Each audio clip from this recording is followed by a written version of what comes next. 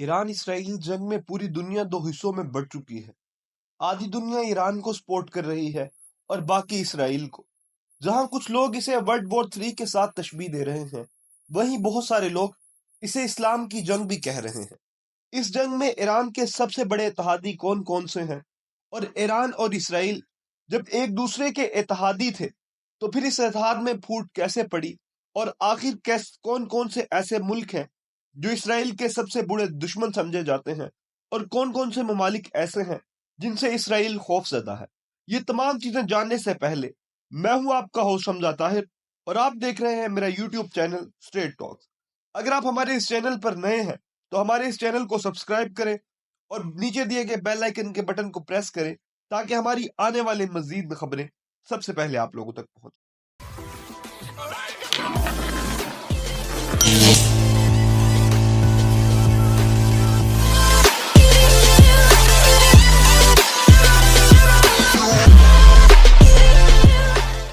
शाम के दारुल हुकूमत दमिश्क में ईरानी कौंसलेट पर होने वाले हमले के बाद ईरान ने इसराइल के खिलाफ इतवार की दरमियानी शब ड्रोन्स और मिसाइल दागे थे, और ऐसा तारीख में पहली मर्तबा हुआ था कि ईरान ने इसराइल पर अपनी सरजमीन से हमला किया।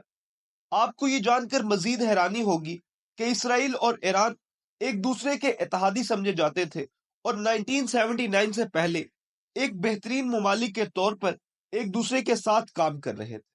ताहम ईरान में इस्लामी इनकलाब आने के बाद से दोनों ममालिक के दरमियान फासले बढ़ने लगे, क्योंकि इसराइल की मुखालफत ईरानी हुकूमत के बयानिए का अहम तरीन हिस्सा रहा है। ईरान इसराइल को तस्लीम नहीं करता और इसका खात्मा चाहता है।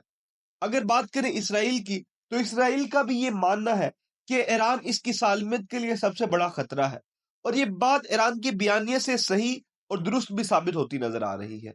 इसके अलावा ईरान की जानिब से प्रॉक्सी ग्रुप्स भी बनाए गए हैं जो इसराइल को तबाह करने की बात करते हैं, और साथ ही ईरान फलस्तीनी अस्करियत पसंद ग्रोह हमास और लबनानी अस्करियत पसंद ग्रोह हिजबुल्लाह की फंडिंग करता है।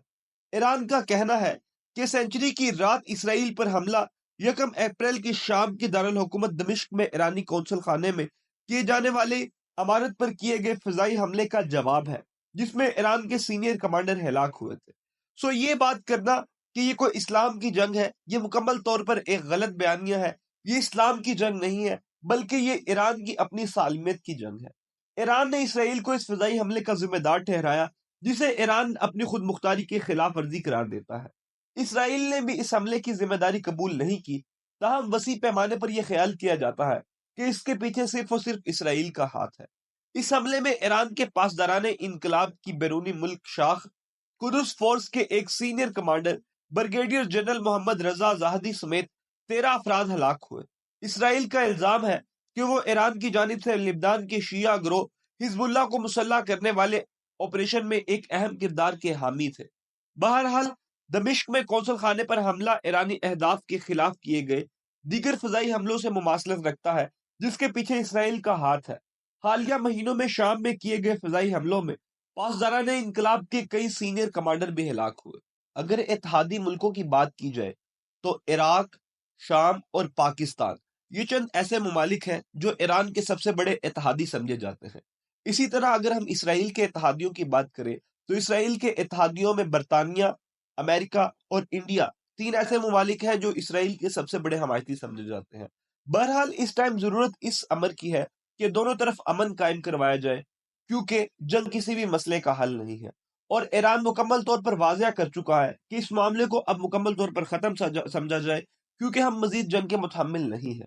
लिहाजा अक़वाम मुत्तहिदा और दूसरे इदारों को चाहिए कि मुकम्मल अमन के लिए गजा में मौजूद जितने भी लोग हैं जो इसराइली फ़ौज में शामिल हैं उनको बाहर निकाला जाए, ताकि इस हल को देरपा अमन के लिए लेकर चला जा सके। अगर आपको भी हमारी ये वीडियो अच्छी लगी तो चैनल को सब्सक्राइब जरूर करें, वीडियो को लाइक करें, ताकि इस तरह की वीडियोस मजीद आप तक पहुंचती रहे। इंशाल्लाह आपसे मुलाकात होगी अगली वीडियो में, तब तक के लिए इजाजत दें। खुदा।